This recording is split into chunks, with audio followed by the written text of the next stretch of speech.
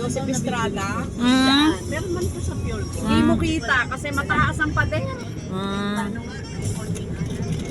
Anong lugar to? Pagsangan. Pagsanhan. May tanong pa dun sa kaibigan ko ha, kung ibebenta. Oo. Kung magkano?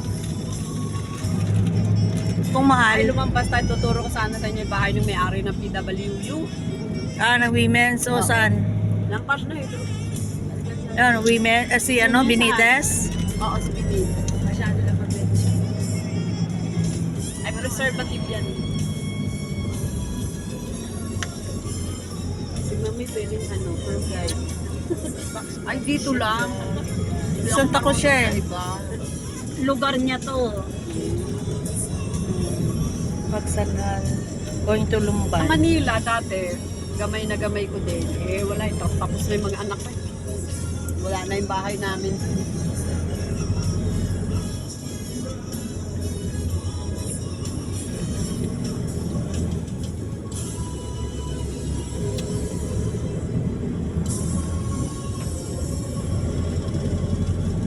Sino ngayon ang governor dito? Si, Hernandez. Si Hernandez. si Hernandez. Ay, yung may ehersito, wala na? Wala na sila. Natalo ang mga ehersito. Mayor natalo din, ano? Oo, natalo din. Sino yun? Si Asyong Aksaya.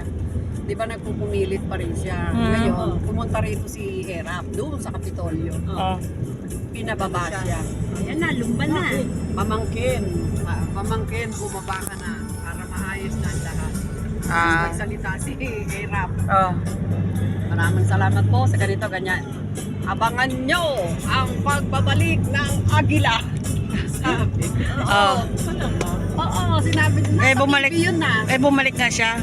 Hindi naman siya nakabalik. Hindi naman sila dito nakatira sa San Juan na pauwi-uwi lang sila rito. Sino nga yun? Si Jay, si Jay? JR. Si Jess Ehers, Si Jess? ER. DR. ER. Diba, in-underestimate niya si San Luis, si Edgar.